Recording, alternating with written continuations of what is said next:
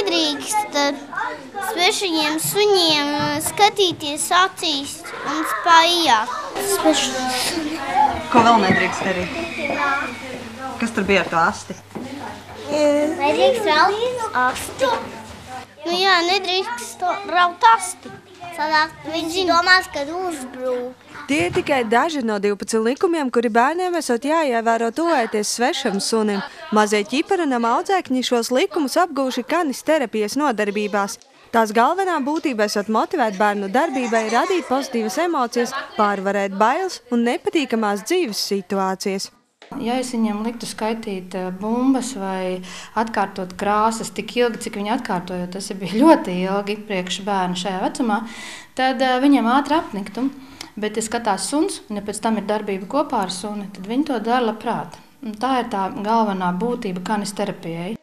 Ikšķils bērndārzā Ķiparanams kanisterapijas nodarbības sāktas šī gada maija mēnesī pēc vecāku iniciatīvas. Pagaidām nodarbības tiekot vadītas reizi mēnesī, bet raugoties uz priekšdienām un jau esošajiem rezultātiem, tās varētu notikt arī biežāk. Jūtam, un tā nāk tā atpakaļ tā saikne, ko vecāki stāsta. Ja? Arī šodien nodarbībā mēs pārliecinājāmies, ka bērniem tikai pasakot, kā tad ir jāuzvedās pie suņiem, bērni jau paši stāsta šos noteikumus, ko viņi labi ir iegaumējuši.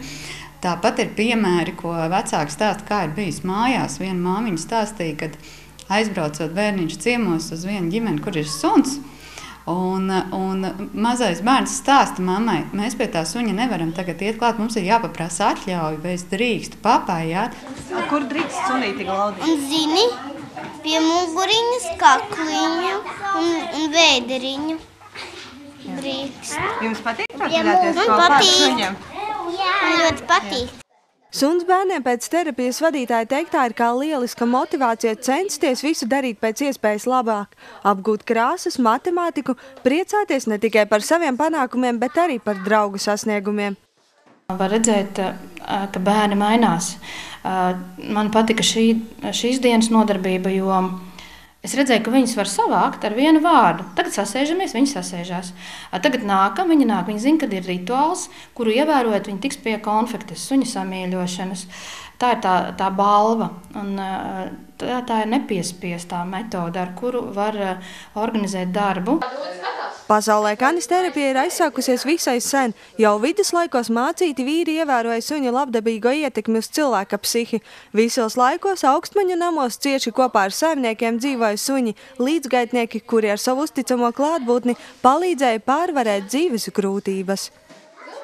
Laura Liepiņa, Artis Upe, Ogres televīzija.